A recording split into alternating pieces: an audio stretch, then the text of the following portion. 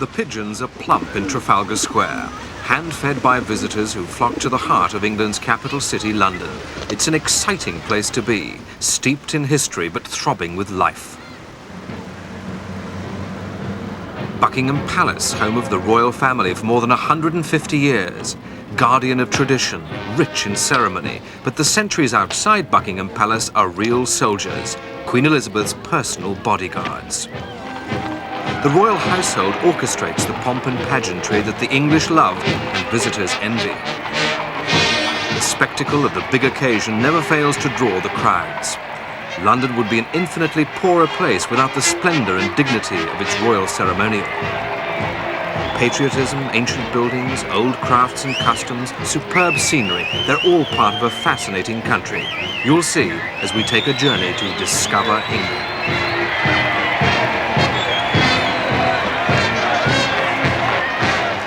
The English need no excuse to hold a ceremony. It's part of the fabric and ritual of London life. For sheer colour and majesty, nobody does it better. Even the police, the celebrated British bobbies, enter the carnival spirit. No English pageant is complete without the Blues and Royal, the household cavalry. There's something about the glinting breastplates and helmets, the creak and jingle of harness, the movement of the proud horses that stirs the emotions. Scenes such as these are as popular as they were generations ago.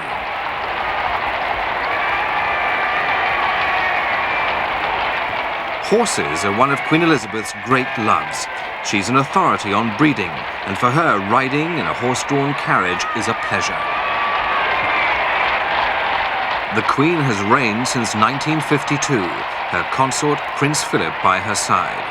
She's ensured that the monarchy remains strong, a symbol of the country's stability. The Queen continues to top opinion polls as the most popular member of the royal family. Oxford Street, London's shopping mecca. Shoppers mingle with friendly bobbies on foot patrol. World-famous stores are to be found in fashionable Knightsbridge. The Queen shops here.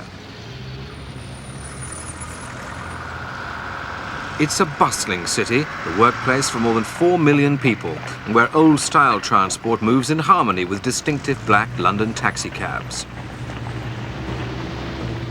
Street stalls add a splash of colour, and for those who want to sample the sights, why not from an open-top double-decker bus? You won't know his name, but he's one of the most photographed faces in London. He's a member of the Household Cavalry at Horse Guards Yard facing Whitehall.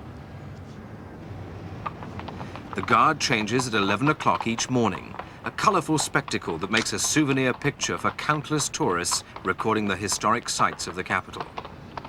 Tower Bridge, a fairy tale structure across the River Thames, overlooks another tourist favourite, the Tower of London. The tower has been a palace, a fortress and a prison in its turbulent history dating from 1078. Inside are the picturesque homes of the yeoman warders of the tower, originally appointed by King Edward VI. They're the quaintly named Beefeaters, a name which may have been derived from their fondness for roast beef.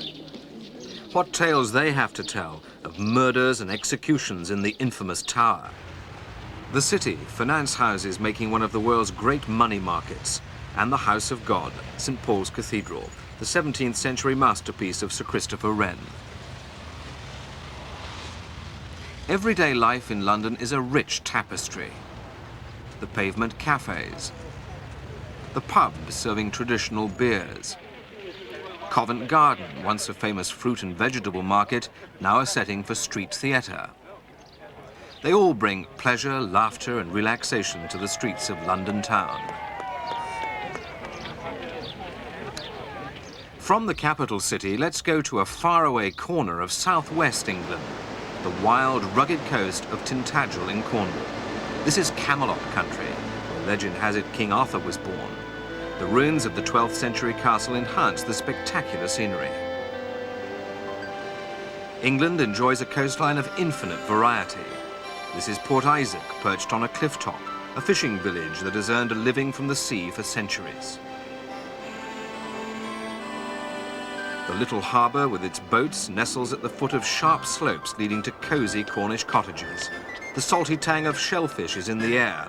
It's a place where seafarers feel comfortable. The coast is Cornwall's glory, but stormy seas are no respecter of persons, be they sailors or smugglers. Till the 19th century, smuggling and fishing were Polperro's main sources of income. The little fishing harbour makes Polperro one of England's most memorable villages. It's long been a powerful magnet for tourists who like the old world atmosphere and the fishermen's pubs where stories are told of shipwrecks and heroic deeds in times of tempest. In neighbouring Devon is Clovelly's 14th century harbour.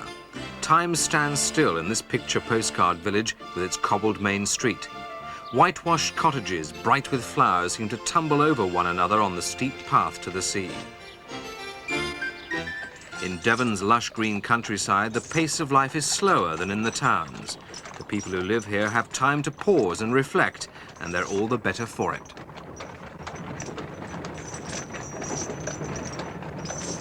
The English have a strong sense of history. This is Morwellham Quay near Tavistock, today a fascinating outdoor museum of industrial archaeology. It recreates the period around 1868 when there was a bustling community and thriving river port here. Morwellham Quay was at the peak of its prosperity. People made fortunes from the local copper mine and the docks had a busy trade exporting the ore. The harbour decayed after the closure of the mine, but its days of glory are relived for the benefit of tourists. The staff in period costume act out their scenes with a sense of realism. Social history takes on a new and more vivid meaning thanks to museums like this one, and has brought renewed prosperity to this corner of Devon. No detail is overlooked. The making of casks, once used to ship the ore to South Wales, is demonstrated to visitors. The water wheel, part of the process of grinding manganese ore, is turning once again as interest grows in England's industrial heritage. Buckfast Abbey, a living Benedictine monastery restored by monks, has a history stretching back 1,000 years. Totnes Castle is a mere 600 years old. The harbour is Brixham's focal point. For hundreds of years, it was England's major fishing port. Its most eye-catching boat is a full-size replica of the Golden Hind, a ship in which Sir Francis Drake sailed round the world in the 16th century. Torbay is one of the country's most popular areas for seaside holidays, with moorings for hundreds of yachts. Flowers and plants flourish in the mild climate, which has a hint of the Mediterranean. No village is more typically English than Cockington, where the only taxis are horse-drawn carriages. To preserve its character, buses are banned and the horse is king. The old thatched village puts on its best face these days. In its 1,000 years, it's seen hard times. In 1279, the lord of the manor was granted the power of inflicting the death sentence on wrongdoers. These are gentler times devoted to entertaining holidaymakers. Nowadays, if anyone is put in the village stocks, it's for fun. It's hard to imagine this rural community is only a quarter of a mile from the coast in the seaside resort of Torquay. Success is due to its determination to live in the past, capitalizing on its old world charm. Travelling north to Exeter, the city has a history stretching back to Roman times. Its cheerful facade exudes prosperity, though it suffered cruelly from German bombs in World War II. Exeter Cathedral, with its Norman towers, is the most notable legacy of the past. And today it's a city that still takes pride in its appearance, with a maritime museum bringing new vigour to the waterfront. Once, canals were important for transporting cargo. A horse still pulls a barge on an 11-mile stretch of the Grand Western Canal at Tiverton. Now it's for the benefit of sightseers.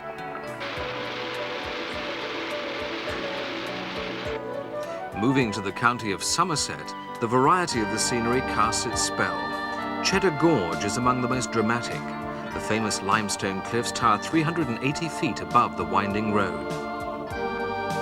The The cliffs are made up of marine life that died millions of years ago. The gorge formed, it's thought, by a melting ice cap during the Ice Age. The result, quite a spectacle for the motorist. Not far away, the oldest complete street in Europe. The houses in Wells were built in 1360. The city's swans are almost as famous. The moat was dug by a bishop for his protection after a quarrel. The cathedral is a fine example of medieval sculpture. For sheer grace and elegance, there are few towns to equal Bath. Decorated with flowers and possessor of fine architecture, it has one of the country's greatest planned townscapes. Although a Celtic and a Roman watering place, Bath is a true 18th century city. A local postmaster financed the building of squares and crescents with their stylish stone terraces and long vistas.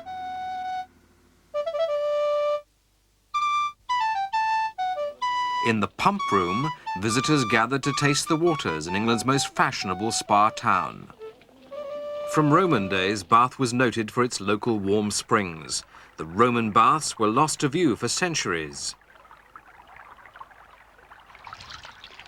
The Great Bath was only rediscovered in 1878. Set on the River Avon, Bath uses its water to good effect. Dancing fountains add to the splendour of the street scene, which is also brightened by the city's renowned floral displays. In the adjoining county of Wiltshire is Avebury, where strange stones point heavenwards. These are prehistoric monuments, and this small village has more than any other in the country. The stones date from the 2nd millennium BC. Visitors wander around the village, no doubt pondering the religious significance of the hallowed stones.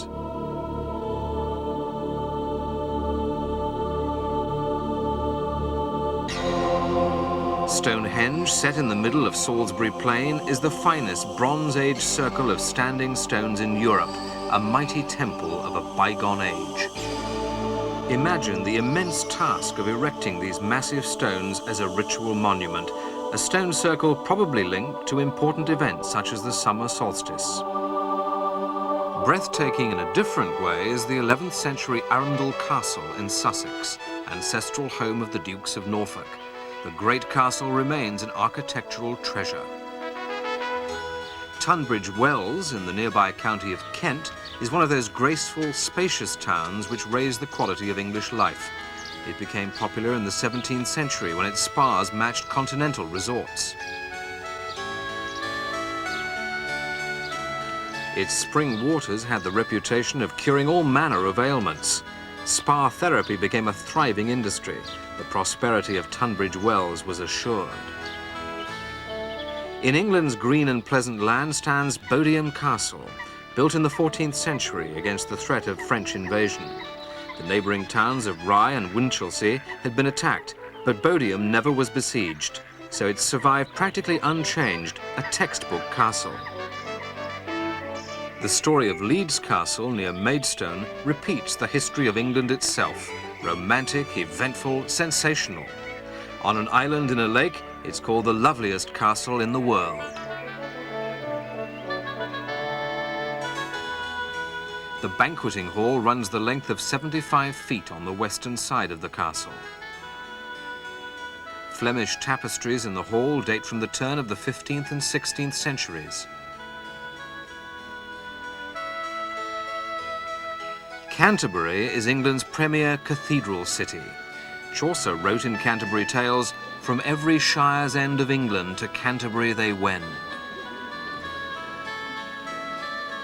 The murder of Archbishop Thomas Becket in the cathedral in 1170 started the tradition of pilgrimage. Fine buildings from the medieval period can be found round every corner, though much of the city's heritage is a result of the Norman invasion. But the focal point of the city remains the cathedral, with its impressive architecture, fine stained glass and intricate carvings. Royal Windsor, home and burial place of English kings and queens for 900 years. Seen for the first time, Windsor Castle is an unforgettable sight, a mirage of towers, battlements and pinnacles, a spectacular skyline. Windsor has many royal legacies. Queen Victoria's statue commemorates the 50th anniversary of her reign. For a town of only 30,000 people, Windsor has a wide range of specialist shops. Hampton Court Palace was given to King Henry VIII, the lusty monarch who had 6 wives. It was planned as the finest and most extravagant palace in Europe. For centuries, Oxford has been famous as a seat of learning. It ranks in importance with Athens, Rome and Paris. Yet it's more than a university town and architectural showpiece. It's also a commercial and industrial city, a combination that makes it one of the most fascinating places in the world. The poet Matthew Arnold wrote of the dreaming spires of Oxford, and the city's skyline continues to delight the eye. The almost indefinable spirit of the place takes hold of visitors and scholars alike. Many of them return again and again, so strong is its pull.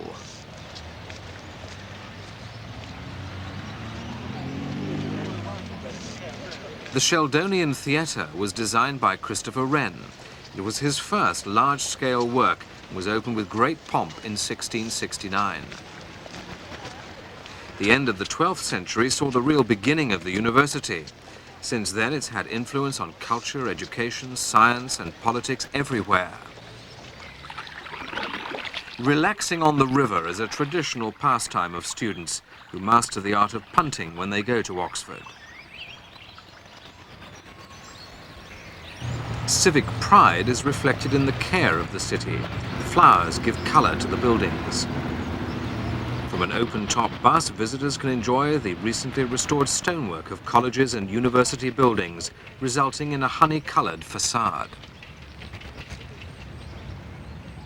Oxford isn't just a shrine to the past, it's an academic powerhouse. Its historic buildings are the homes of some of the world's finest brains. The scholarly atmosphere of the magnificent colleges and the time-honoured tradition are an intrinsic part of the city's charm.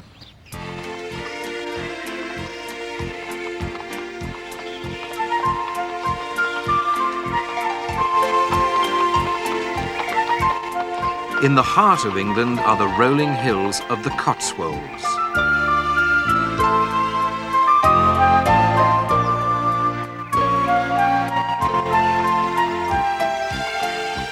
This haven of peace is an area of outstanding natural beauty. Houses built of stone quarried locally add to the character. From the hills beyond to small towns like Burford, a delightful spot which has preserved the best of the past for the pleasure of today's visitors. The stocks where offenders sat in shame are still preserved in some villages.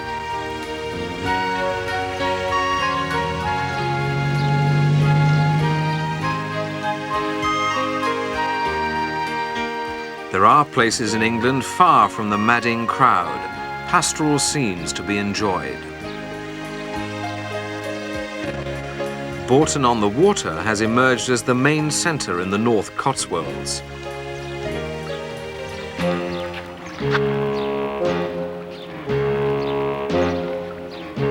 And this is the village in miniature, an exact replica of Bourton, which was opened in 1937 to mark the coronation of King George VI.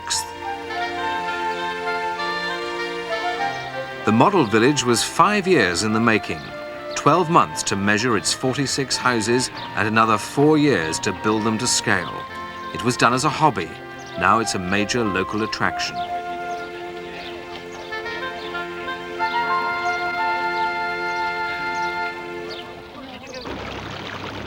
Stratford-Upon-Avon is the birthplace of William Shakespeare.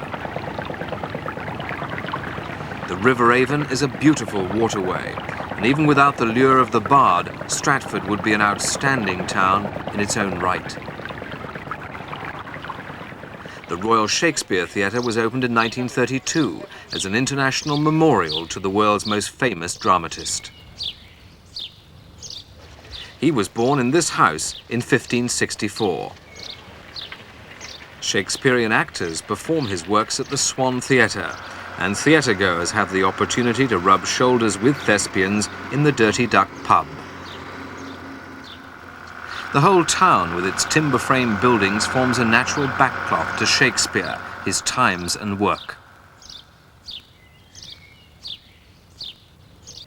This fine Tudor house, where the poet's daughter Susanna lived, is one of the properties preserved as a national memorial. It's typically English, and it's become a flourishing business. Honouring Shakespeare is a profitable local industry. Warwick Castle is just 8 miles from Stratford-Upon-Avon.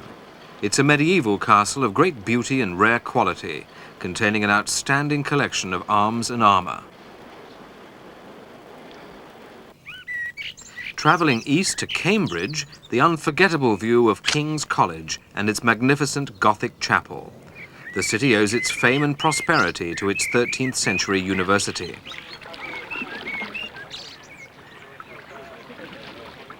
The River Cam winds its elegant way through the heart of Cambridge.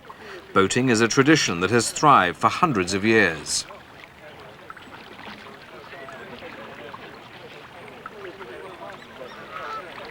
The romance of the river cast its spell on many young couples. A warm summer's day, the lazy ripple of water, and thoughts turned to proposal of marriage. Spectators sense the mood. The tranquility of the waterway contrasts with the bustle of the streets. Cambridge attracts 4 million visitors a year from all over the world, a city for all seasons and all sorts of people. Cambridge's splendour comes from the architectural magnificence of its university buildings. And the colleges, more than 30 of them, have an enviable reputation for intellectual achievement. Sightseers pass St John's College, its fine entrance guaranteed to draw admiring glances. The gate tower of red brick, dressed with stone, is superbly decorated. Once a centre of learning only for the rich and the privileged, now it's open to all who can pass the examinations. Not far away is the city of Ely. Its skyline is dominated by its cathedral dating from 1083. The cathedral in the centre of a fertile farming area is being fully restored. Aldeburgh on the Suffolk coast has been a fishing port since the Middle Ages, withstanding the onslaught of the sea that has swept away some houses. It's also the home of a music festival founded by composer Benjamin Britten. Southwold is a stylish seaside resort with 6 cannons on the town green. In the 17th century, the town needed protection from the French. Today, its lighthouse and Georgian houses delight visitors. Moving inland, Woodbridge is an attractive town going back to Saxon times. Its old town pump is a pleasing relic of the past. Nearby, Orford Castle was built by King Henry II in 1165 to control the prosperous and independent-spirited East Anglians. But Orford went into decline. Nowadays, the cannon's firepower isn't needed, though young children sometimes find other uses for the sturdy old gun. Framlingham Castle, another 12th century attraction in Suffolk. Flatford Mill, immortalised by the artist John Constable, who painted here. Windmills grace the landscape. Suffolk is a county of stunning old houses, sleepy villages and places of character that please the eye. The timber-frame buildings, colour-washed, ornately decorated and carved, reveal riches of the past earned in the heyday of the wool trade. The English, said Napoleon, are a nation of shopkeepers. They are, in fact, a nation of gardeners. These gardens at Bressingham in Norfolk are a public attraction.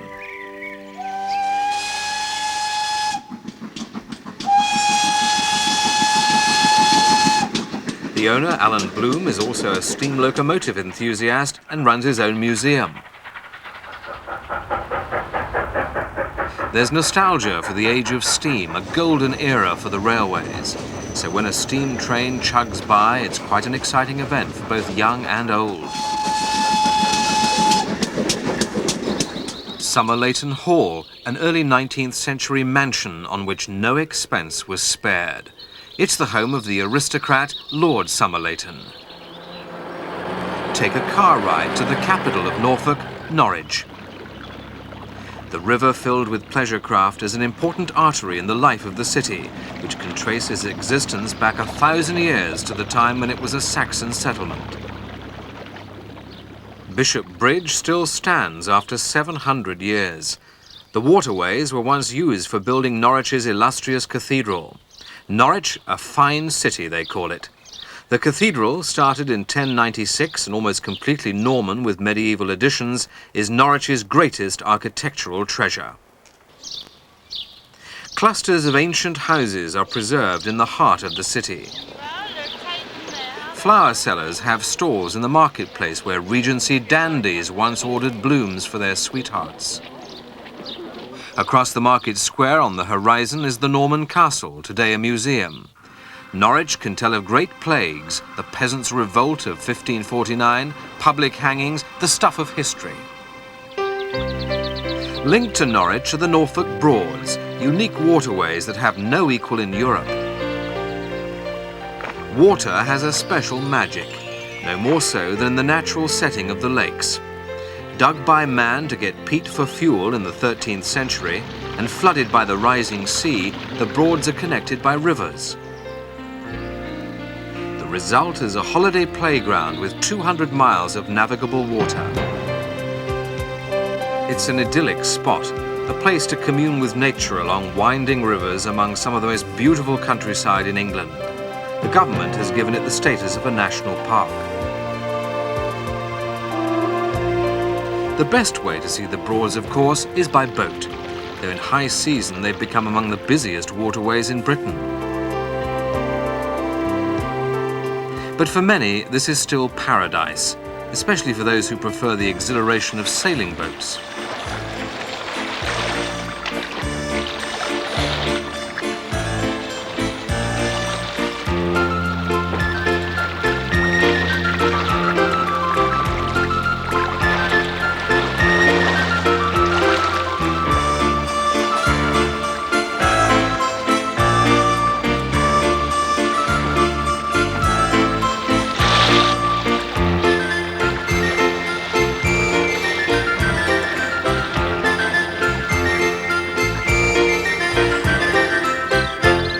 The Broads are the home of that most ancient of country industries, thatching. Some still harvest the reed beds by hand. They say the finest Norfolk reed is the best in the world. Methods vary from medieval to modern, but the product is just the same. The demand for thatching reed outstrips the supply. Thatched cottages are many people's dream homes. In the drier eastern counties, a reed roof will give good service for up to 80 years. The North Norfolk coast is the haunt of sailors, fishermen and bird watchers. Blakeney, with its attractive harbour, has become a fashionable holiday village. Its cottages, built of rounded flintstones, add to the scenic quality of the heritage coastline. Wells next the sea, with its narrow streets to the harbour, also has a salty nautical flavour. Tucked away in the countryside are little craft centres and antique shops to interest collectors during the summer season.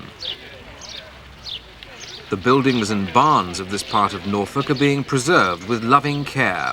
Some are converted into shops and homes. Holt, a busy little inland town, has kept the traditional look of the area. Admiral Lord Nelson was born nearby at Burnham Thorpe. He remains a hero in the village where his father was rector. In coastal pubs, people still gather to sing seafaring songs. Fish of the sea, come all you young sailormen and listen to me. In this windy old weather, stormy old weather, and when the wind blows, we'll all pull together. Well, first comes a heron, the king of the seas, says you throw a line and I'll throw you a breeze. In this windy old weather, stormy old weather, and when The ancient fisher fleet at King's Lynn, from where fishermen have sailed for 1,000 years to gather cockles, mussels and shrimps. The fishermen are a hardy breed. For them, it's a way of life.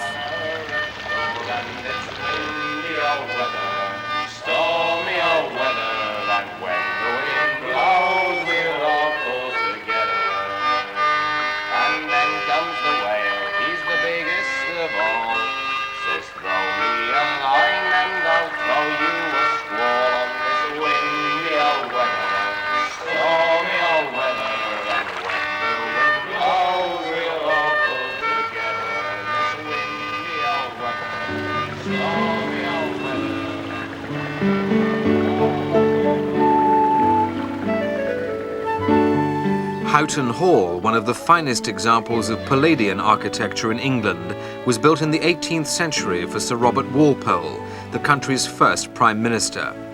Now it's the home of the Marquess and Marchioness of Cholmondeley. Various breeds of heavy horses are shown at the mansion's stables. The setting for these powerful animals is, to say the least, unusual. Fox hunting has been a popular pursuit for centuries in these parts. The West Norfolk hunt is one of the oldest in the country.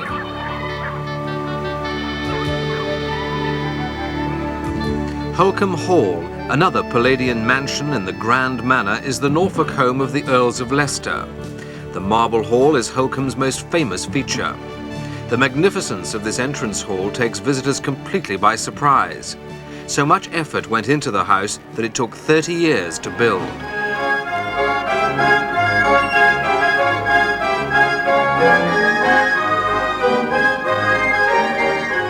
The carved facade of the Merengue organ, one of a number that entertain visitors at Thursford Organ Museum.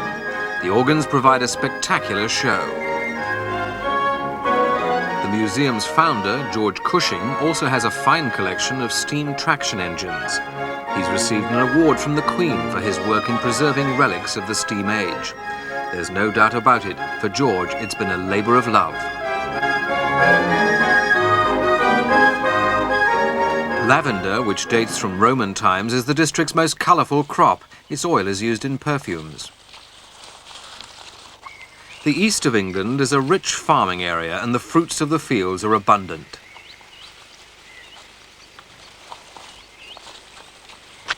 Each summer, hundreds of recruits help to gather in the strawberries. There's no shortage of willing hands to harvest the juicy fruit. Down leafy country lanes, Romany gypsy caravans make their way. Gypsies often work on farms at peak periods. The peddler on Swaffham town sign is a local legend. After dreaming of finding treasure, he dug up 2 pots of gold in his garden.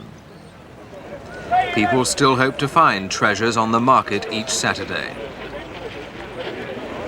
It's famous for its bargains and it's a good day out, though no one has yet discovered a fortune. But each week, the ancient market breathes life into Swaffham. King's Lynn Tuesday Market is another vigorous institution dating back 750 years.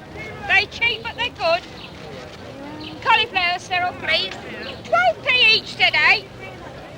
The town's prosperity is based on its role as a market centre for the surrounding farming community and on its port, which has traded for 1,000 years.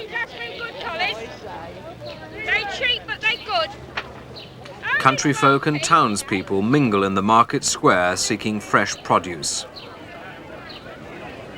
The scene is enlivened by the market trader's wit. I can't swear while you're here, can I? One down there, ladies and gentlemen, 18p, 6 cups, 6 saucers, 6 side plates. English, eggshell, bone china. Got made in Hong Kong, a Taiwan, a ping pong, a gone wrong. The Trinity Guildhall, with its striking checkered flint and stone front, holds the town's treasures in its 15th century vaults, the Regalia Rooms. The magnificent collection includes the famous King John Loving Cup. Tradition says the cup was among the treasures lost by King John when his wagon train sank in the mud and was trapped by the incoming sea on the east coast in 1216. In fact, the enamelled silver gilt cup was made a century later, but it's the earliest surviving piece of English medieval secular plate. Nearby is the Sandringham Royal Estate, the Queen's private country home. The wrought iron gates were made in 1862 for the Great Exhibition in London, and then given as a wedding present to the Prince of Wales, who became King Edward VII. Dear old Sandringham, the place I love more than anywhere else in the world, wrote King George V. The present Queen shares her grandfather's affection for this lovely country retreat, a pretty corner of England embracing 7 peaceful villages. The parish church of St Mary Magdalene has a wealth of glowing colours. Much of the rich decoration is in memory of King Edward VII. The solid silver altar and reredos were presented by Queen Alexandra in 1911 by an American friend, Rodman Wanamaker. The ornate gold and silver of the tiny church makes it unique. It's a special day at Sandringham. Queen Elizabeth and other members of the royal family are staying there. They join estate workers at church for morning service. The Queen and Queen Elizabeth, the Queen Mother, pause for a chat at the front gate. There are flowers for both of them from waiting children. Posies gathered from local gardens delight the royal visitors. It's relaxed and informal, a pleasant interlude before Sunday lunch. Prince Charles and Princess Anne wait patiently as the seemingly endless stream of well-wishers hand over their bunches of flowers. The royal family take the time to have a word with handicapped visitors from a nearby holiday hotel for the disabled. Princess Anne hopes they're not too cold on the chilly winter day. The Queen has a laugh and a joke. For the wheelchair visitors, it's an unforgettable occasion. The Queen Mother brightens their day with a few cheerful words before waving them goodbye. Travelling westward, this is King John's treasure chest that he left at Rockingham Castle. Other royal relics include Queen Elizabeth I's charter and Great Seal, granting the right to hold a market. Rockingham in Northamptonshire was built for William the Conqueror. In 1530, Henry VIII gave it to Edward Watson, and the Watson family still lives here. The author Charles Dickens produced and acted in plays at the castle. High on a hill over the Vale of Belvoir in Leicestershire is Belvoir Castle, which is associated with many of the bloodier episodes in English history. The Wars of the Roses, a plot to kill Queen Elizabeth I, and a 4-month siege during the Civil War. The present castle was built in 1816, though there's been one on this site since the 11th century. Belvoir, the home of the 10th Duke and Duchess of Rutland, has provided a magnificent location for such films as Young Sherlock Holmes and Little Lord Fauntleroy. The picture gallery has many fine paintings.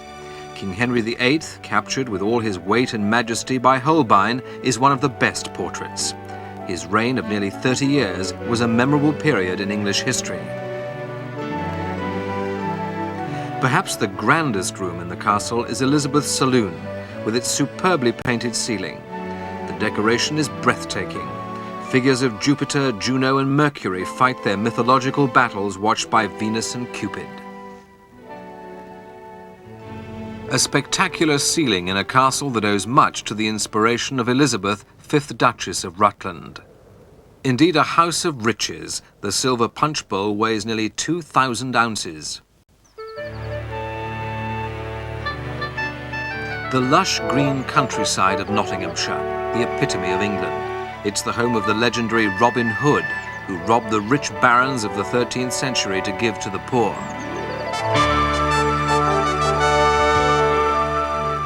The tales of Robin Hood live on, drawing visitors to the land where the peasant's hero of merry old England pitted his wits against the sheriff of Nottingham. Secluded villages and Nottinghamshire's strong sense of rural history contrast with its reputation as an industrial heartland. But its rolling landscape and rich folklore, its myths and fables, are among the very best in the country.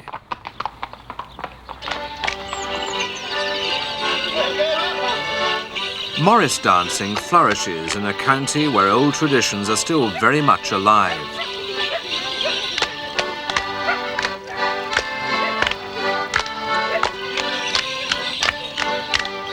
Celebration of spring and the new growing season is marked by the crowning of the May Queen.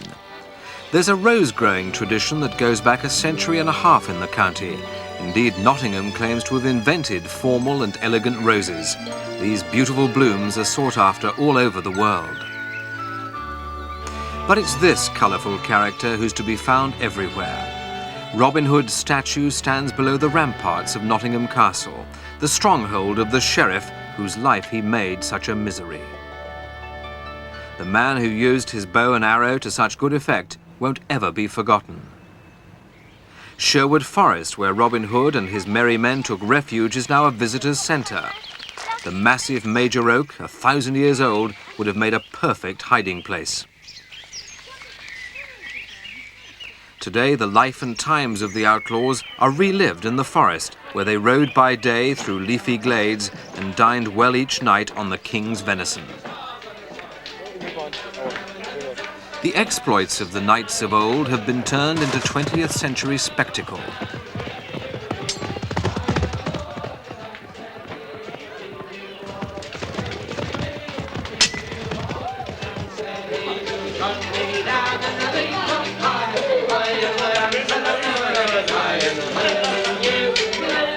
A modern medieval banquet offers all the fun and joviality of Robin Hood's time with rather better food and drink.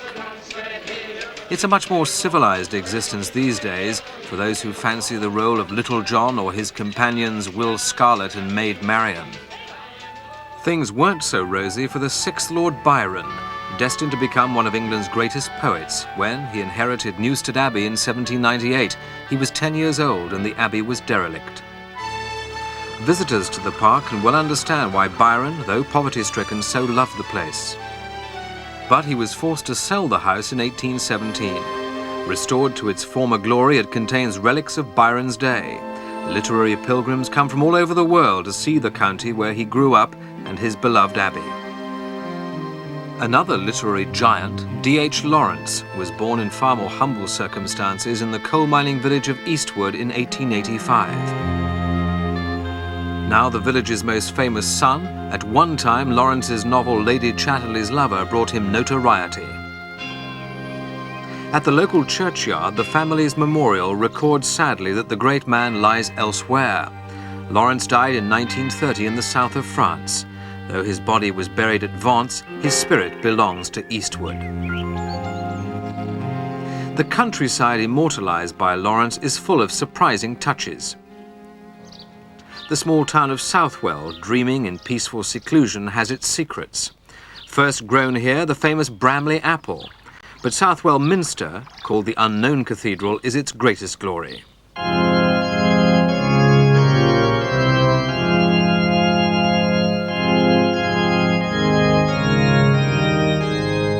What distinguishes Southwell Minster is its carving. In the octagonal chapter house, stonemasons created one of the wonders of Britain. The foliage and animals are a fine example of the carver's art. After 700 years, the intricate figures etched in stone are lasting testimony to the mason's skills. The old pagan custom of well dressing is still observed in some English shires. Each Ascension Day, the wells are decorated with pictures made of flower petals. In well-drained limestone areas, drought was always a threat in summer, so the water spirits had to be appeased. What better way of keeping the spirits in good humour than offering pictures as pretty as this? Today, they still add to the colour of country life. Religious history was made in Nottingham, birthplace of William Booth, who founded the Salvation Army. The terraced home of the fiery, passionate preacher is now open to the public. Nottinghamshire has other claims to fame. The lace industry helped to establish the foundations of the county's prosperity. It began and still continues with handmade lace. Delicate movements of the lace maker's fingers, shifting bobbins in time-honoured patterns, produce the highest quality of Nottinghamshire lace. But the ingenuity of engineers found a way to make lace with an iron machine driven by steam.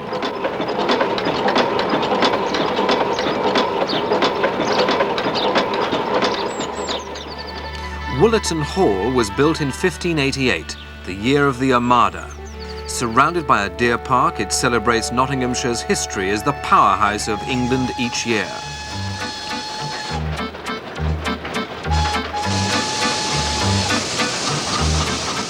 The engines are retired now, but they can still illustrate the skills of the Victorian pioneers. Papelwick Pumping Station, powered by coal for more than 100 years. Since Elizabethan times, coal has made the county's fortune.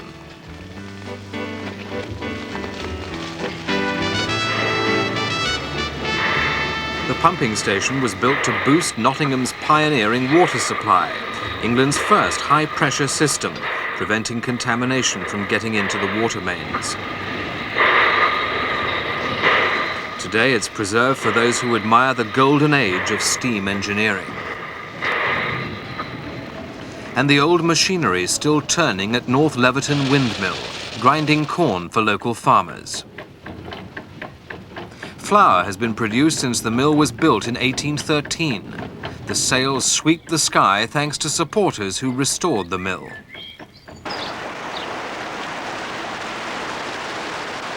The rushing waters of the River Trent at Newark. Boating on the Trent gives a new perspective on town and country. The river's still a commercial waterway all the way to Nottingham, but is increasingly popular with pleasure boats. The river is a very satisfying way of reaching Newark. The town owes its attraction partly to the flowing Trent and partly to being a busy place. The evangelist John Wesley described Newark as one of the most elegant towns in England. Sitting under the gaze of the spire of the Church of St. Mary Magdalene, the marketplace has a wonderful atmosphere. It's like any other market, except that it's surrounded by 14th century inns and business houses. In the distance, the ruins of the castle are a reminder of how the town refused to submit to Oliver Cromwell in England's Civil War. It withstood 3 sieges.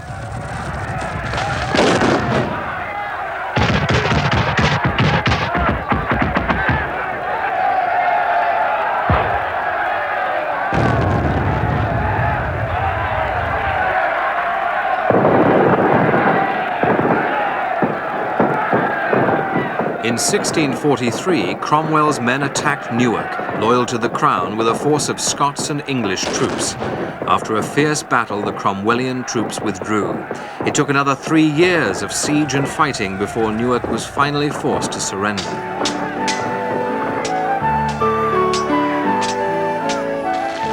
From the battlefield to the tranquility of Alton Towers in North Staffordshire. It was in 1812 that the task of laying out the great gardens of Alton was begun by Charles, the 15th Earl of Shrewsbury. Lords and ladies came to see the gardens, which to this day are claimed to be the most magnificent in the British Isles. Set in the beauty of yesteryear, Alton Towers today operates as a leisure park. To surprise his guests, the Earl erected exotic follies, including this pagoda fountain.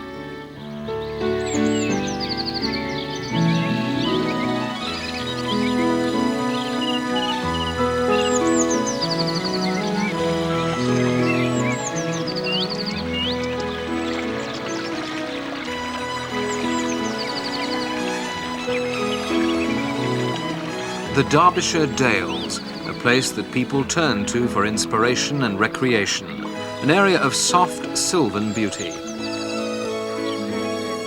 Here at Cromford, Sir Richard Arkwright conceived ideas that were to lead to the Industrial Revolution.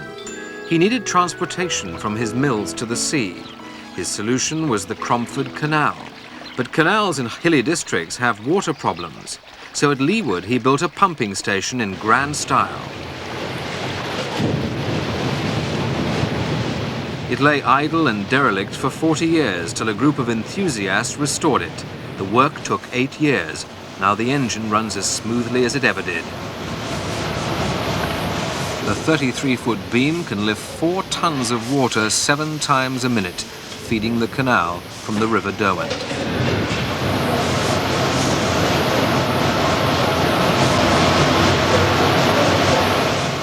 Today the canal is open once more, cleared by the same group of dedicated people. The boat moves along a scenic route that is part of England's industrial heritage. 1 horsepower is all it takes. not quite as powerful as the beam engine.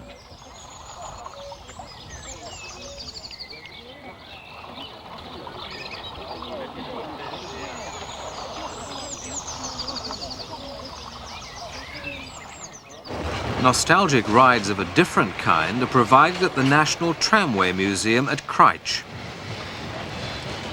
At the Victorian tram shelter, passengers don't have to wait long. Trams run every 10 minutes. The museum has 35 vehicles dating back to 1873. The rugged grandeur of the Derbyshire Dales lifts the spirits. The wild remoteness spells freedom. This is a place of peace and solitude, with only grazing sheep to disturb the silence. Walkers tread a pathway through the heather, exploring vast open stretches of unspoiled countryside.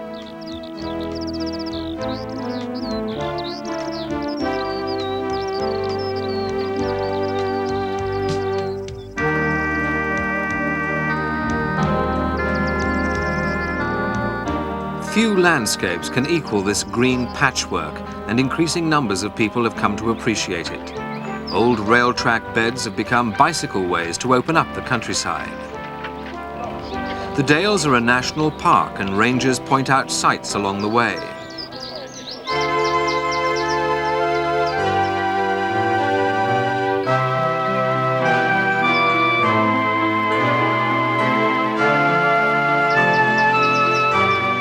Viaducts are reminders of the railway age, spanning valleys where beauty sums up the magnificence of the Dales.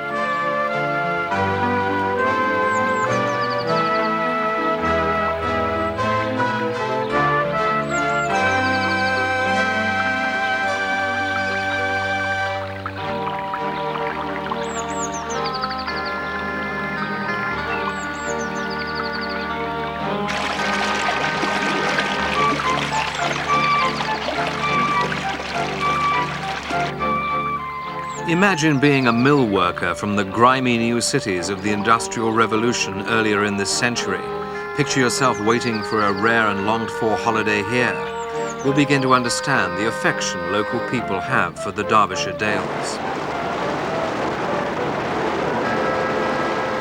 Harnessing the power of water at Caudle's Mill at Roseley continues to this day. The miller still grinds flour for sale locally, using only the energy from the river. As the world strives to become more energy efficient, could it be that water power will make a comeback? In the valley of the River Wye, nestling under wooded green hills, lies the capital of the Peak District, Bakewell. Since Saxon times, it's been known for its iron-rich springs.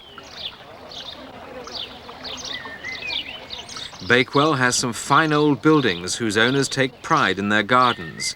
They are cultivated to perfection. The town has a national reputation for its blooms and its confectionery, for Bakewell pudding is a delicacy the English enjoy. Another special attraction is Bakewell's Monday Market, a weekly event since 1330. It's not just the buying and selling that brings people here, but the social occasion.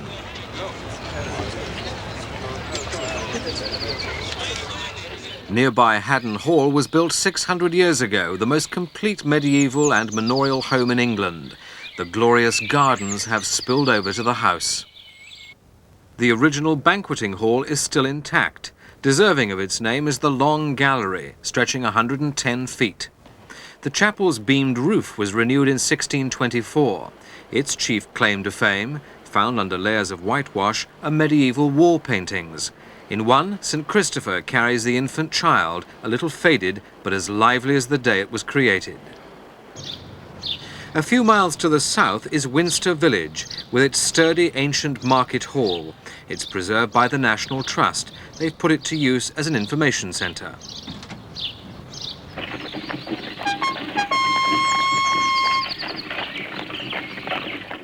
The Gay Gordon coach was used regularly on the London to Edinburgh run 150 years ago.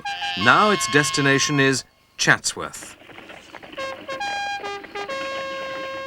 Set on the banks of the River Derwent in the Peak District National Park, there is nowhere quite like Chatsworth.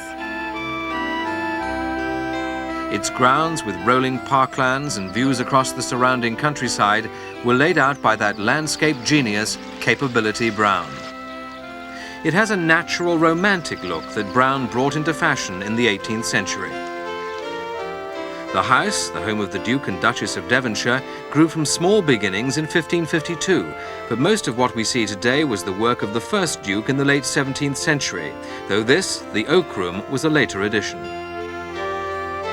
The chapel has remained unchanged in 300 years. The state dining room ceiling was painted by Antonio Verrio, a grand room designed for display rather than for living in.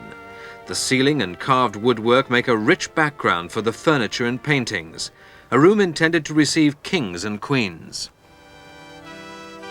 The library is part of a burst of building in 1830, but the ceiling of gilded stucco by Edward Goodge, with paintings by Verrio, survives from the first Duke of Devonshire's period, crowning a superb library that contains over 17,000 volumes. Another product of the expansion of 1830 was the great dining room. The first dinner given was for Princess Victoria, then 13 years old. It was the first time she'd eaten with grown-ups. The sixth Duke said that the curved ceiling made him feel as if he were eating in a great trunk. The Sculpture Gallery holds a valuable collection of 19th century stone and sculpted figures, a passion of the sixth Duke. This is the Chatsworth Taza, the largest ornamental vase ever made from the local stone called Derbyshire Blue John. The stone's been known for centuries. There are even Blue John vases in the ruins of Pompeii. Working the stone is a great art, requiring patience above all else. In its original state, it has a different kind of beauty. 19th century mining equipment is on display, but it's the rare and splendid Blue John stone caverns themselves that are a source of wonder.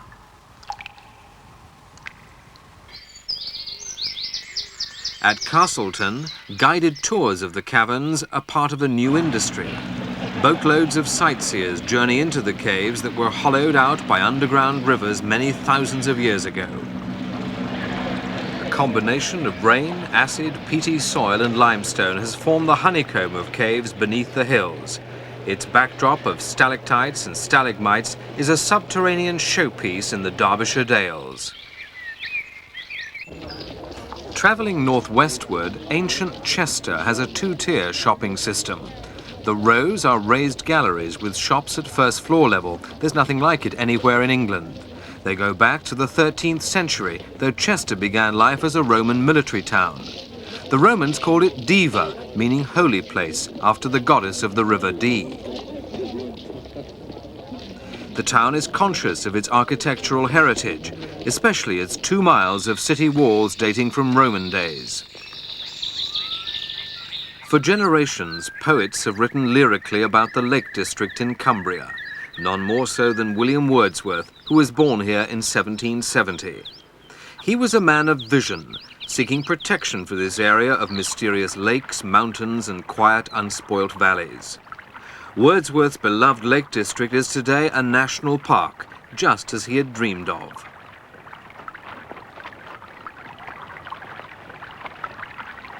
Streams are made for poets. Rocks are for adventurers. Many people are willing to accept the challenge. Rock climbing is an increasingly popular pastime, and this rugged spot is an ideal place to learn the ropes. To the north of Derwent Water, Queen of the Lakes, is Keswick, with its 16th century Moot Hall, an old courthouse in the market square.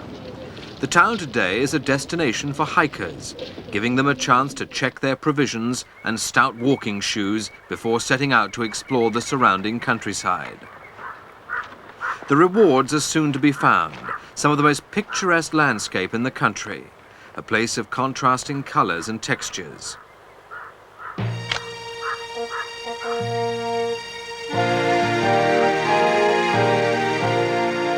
But it's from the crowning glory of the peaks that the sheer beauty of this region unfolds.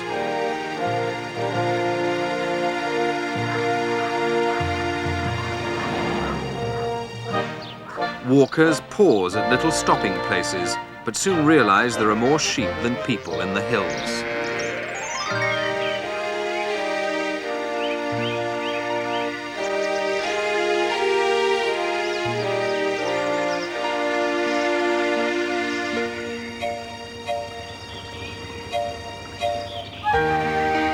The lakes mirror the changes of the seasons, from sunlight to shade, providing peace and solitude.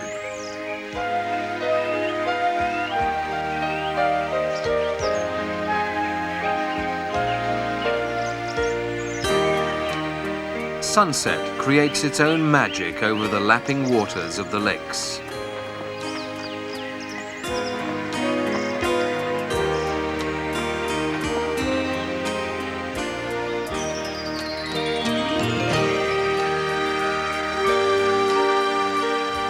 A rainbow stretches over the water.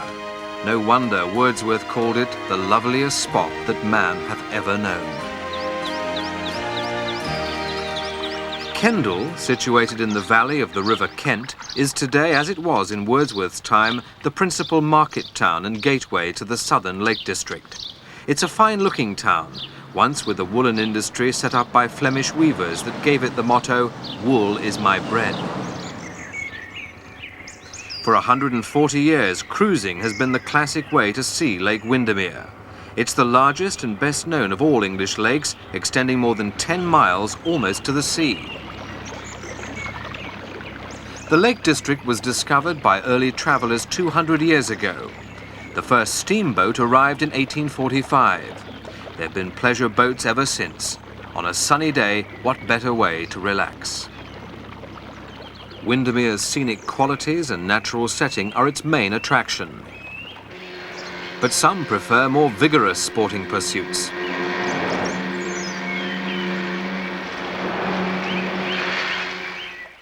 Wordsworth's country deserves all the eloquent words written about it, though a few murky characters have lived by its shores. 200 years ago, rum and slaves were smuggled into the country by a local titled gentleman. Today, the district owes its success to its lakes, not illicit liquor. The neighbouring ancient kingdom of Northumbria today covers England's foremost northern counties. No frontier in the Western world is more impressive than Hadrian's Wall, built almost 2,000 years ago. The Great Wall, stretching 73 miles from east to west, was intended to protect the civilized Roman province of the south from the barbarians of the north. No border town has a more turbulent history than Berwick-upon-Tweed. It changed hands between the Scots and English 13 times during the border wars. Echoes of the battles linger on.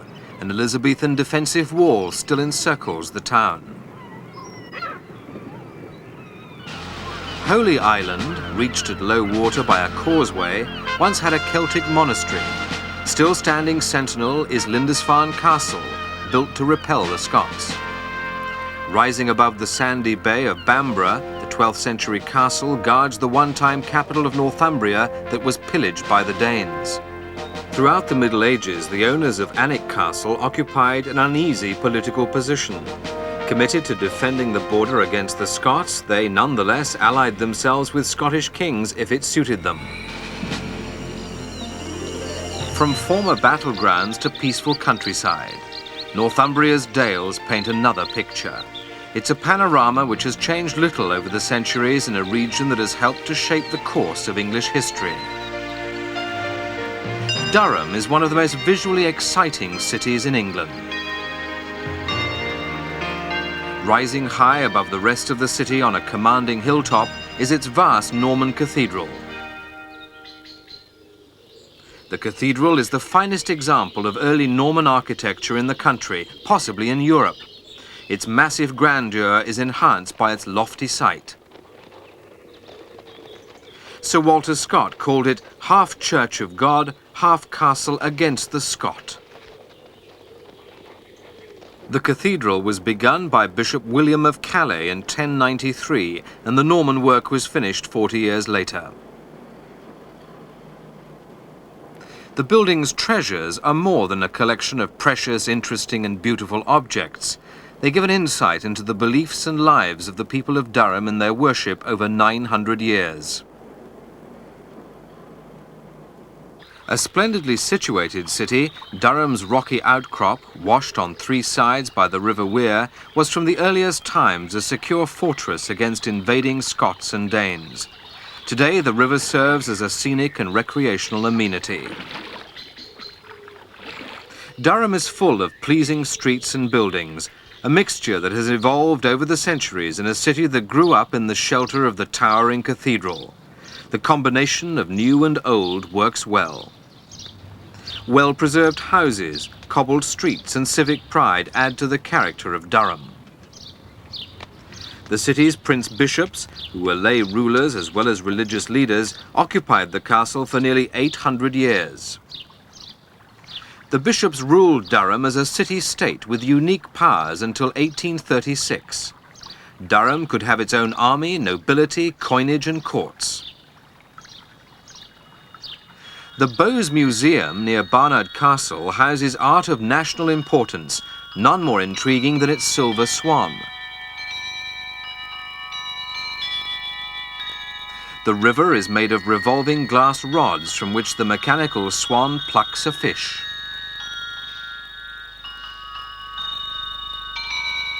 The life-size swan, crafted from silver, is believed to have been the work of a London goldsmith sometime before 1773.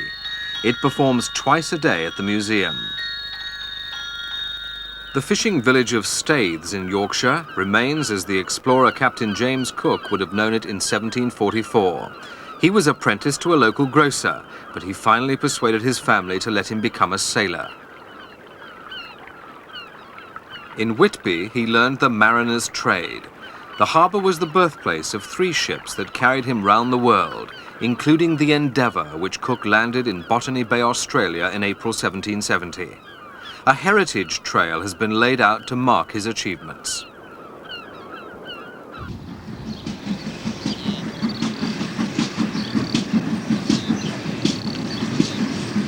The Worth Valley leads us into Bronte country, inspiration for novels such as Wuthering Heights, a pinnacle of romanticism in fiction.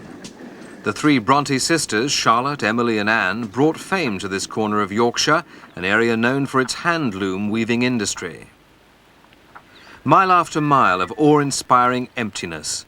But beyond, on the edge of the Pennine Moors, the Brontes came to the village of Haworth in the last century to lift it from obscurity. Within a few decades, the Brontes' priceless legacy of novels, poems and short stories turned it into a major centre for literary pilgrimage.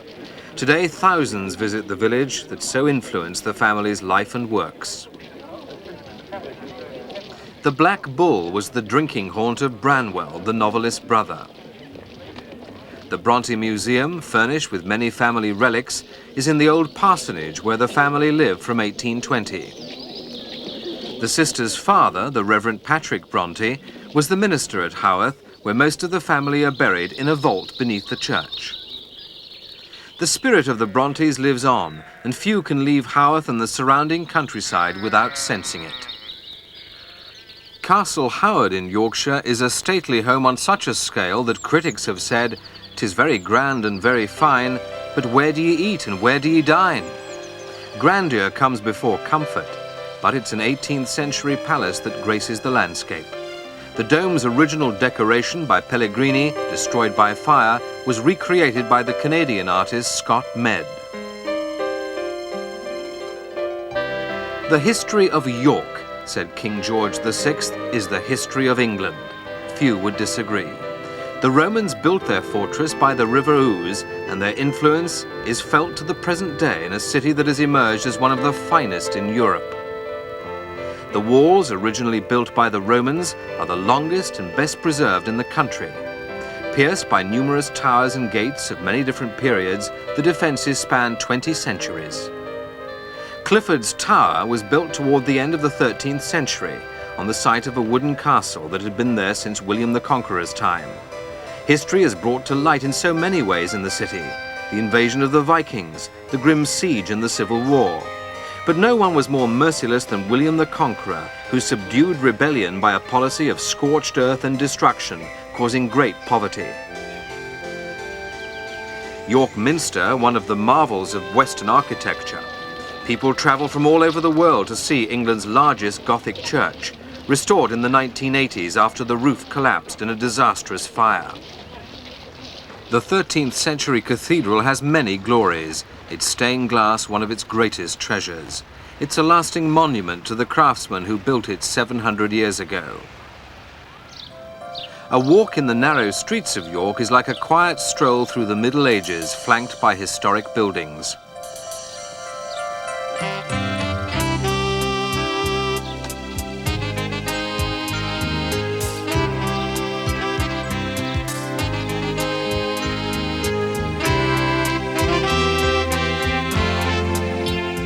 There's no prettier medieval street in Europe than the Shambles, with its half-timbered buildings and overhanging stories. The British bobby is as traditional as the tea rooms that serve the Englishman's favourite hot brew. The golden age of York was from the middle of the 14th century for 100 years. The city's prosperity was then due to the weaving industry. Minerva, goddess of wisdom, is symbolic of the city father's determination to safeguard York's architecture. The Merchant Adventurers' Hall reflects the wealth and power of its traders through the centuries. Today, York's ageless charm makes it an unusually distinctive and attractive place to live and work. Over the red roofs of the lovely town of Beverley stands the Minster, with its perfectly proportioned western towers. Burton Constable Hall near Hull is an Elizabethan house built around 1570.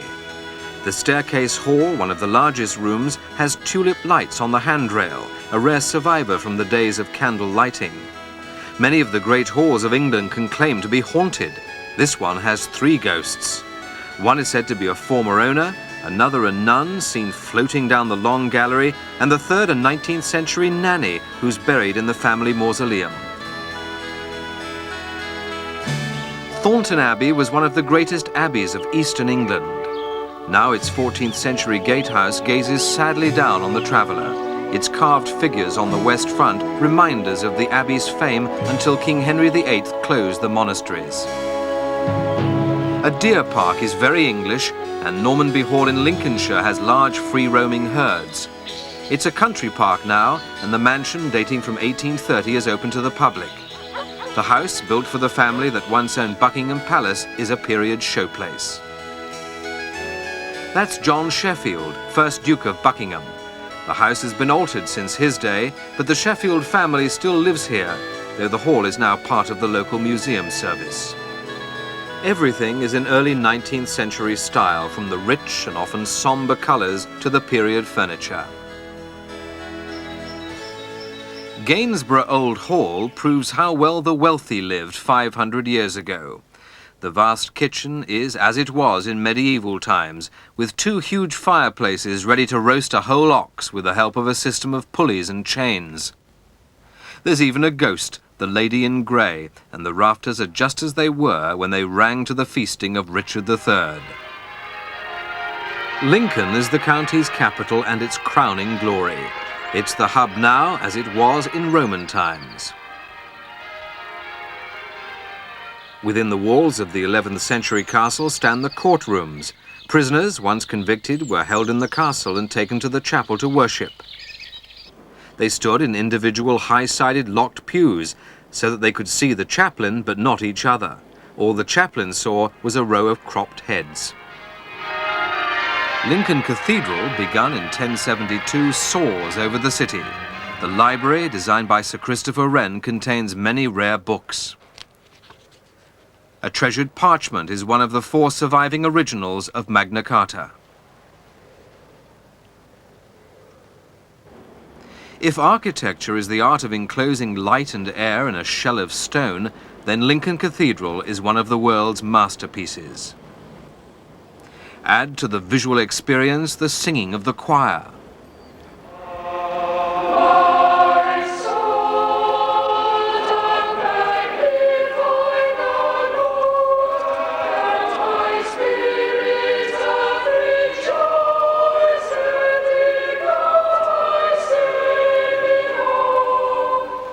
The music and the masonry are a fitting accompaniment to the splendour of the windows of England's third largest cathedral.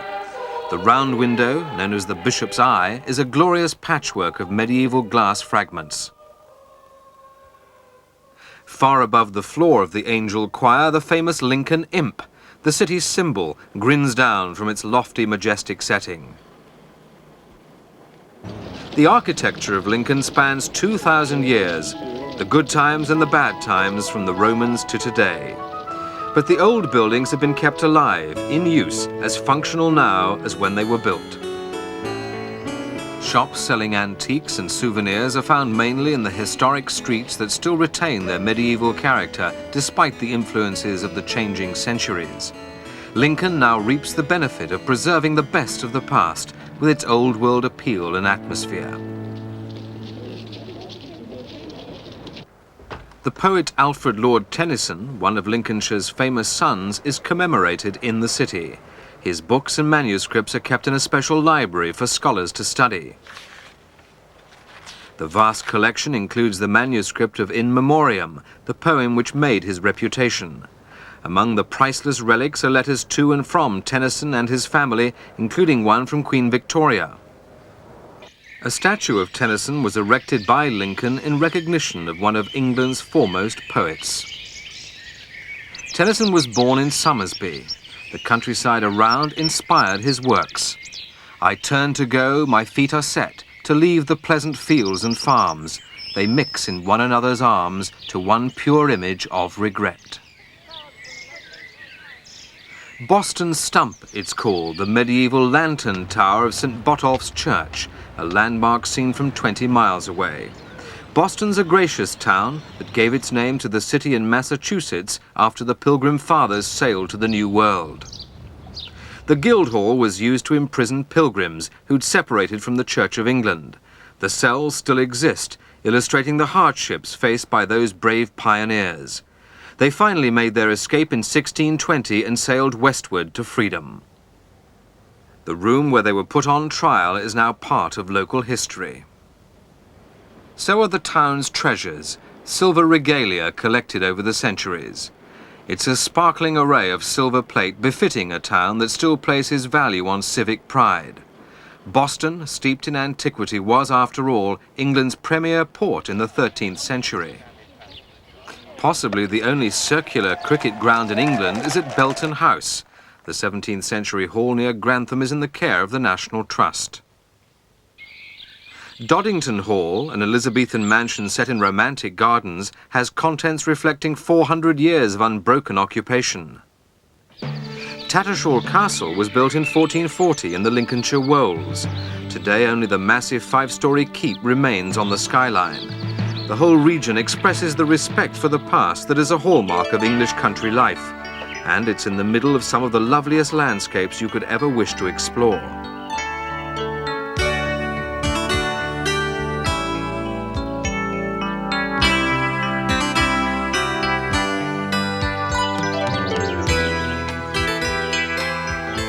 The Red Lion Hotel at Redbourne is haunted by the ghost of Nell Gwynn, mistress of King Charles II. Incorporated as an extra attraction is the old fire station. The fire has gone out in the village smithy too, but the stocks look as though they might still be in working order in the street.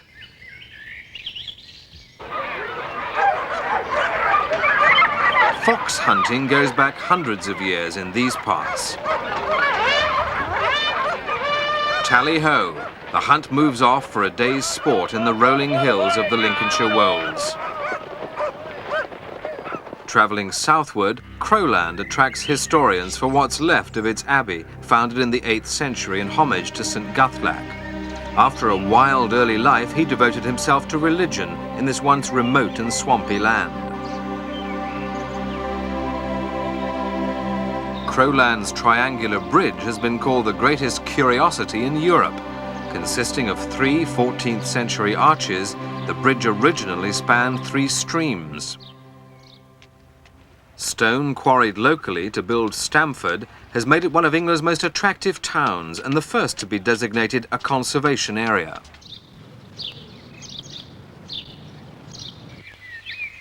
Just outside Stamford is one of the grandest Elizabethan mansions, Burghley House. The house was built from local limestone by the first Lord Burghley. Many kings and queens have stayed here, among them Queen Elizabeth I.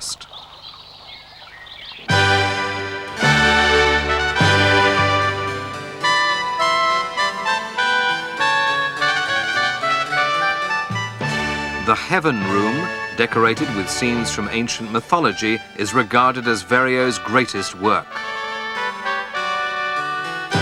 The reunion of Cupid and Psyche is also Verrio's, but it's the sheer scale of his painting in the Heaven Room, the perspective so deceiving that creates an astounding 3-dimensional effect.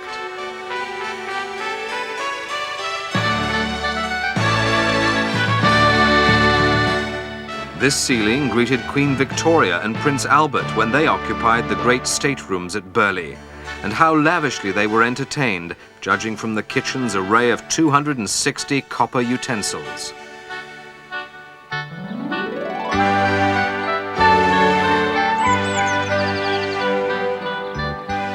The fertile farmland around Spalding is the heart of Britain's bulb industry. Producers joined forces to create Springfield's Gardens, a showplace painted with crimsons, yellows, pinks, a host of vivid colours.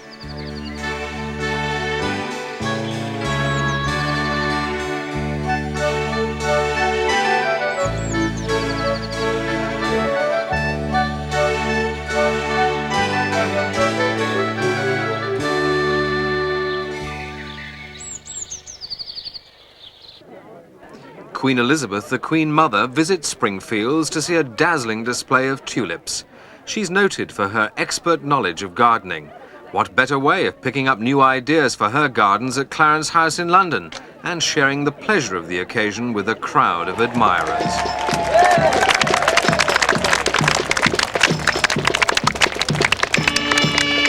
Each May, Spalding stages a spectacular flower parade. These colourful characters are decorated with millions of tulip heads that are a waste product of the bulb industry. The superb designs of the floats have made it an international event, a great day for the flower parade queen and for the tens of thousands who line the 5-mile route. 100 miles away in London, a crown of spring flowers from Lincolnshire heads for Buckingham Palace. It's a special day when children greet the Queen.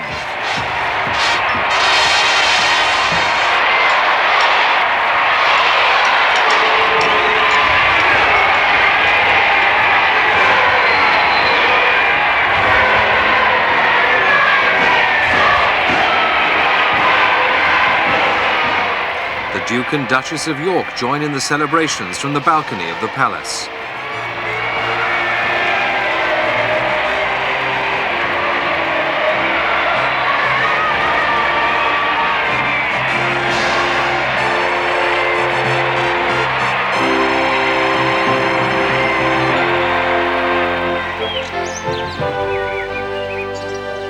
The trees turn to gold as our journey ends in a country that draws strength from its deep roots, a nation proud of its rich heritage, its historic settings and ancient customs. You have discovered England.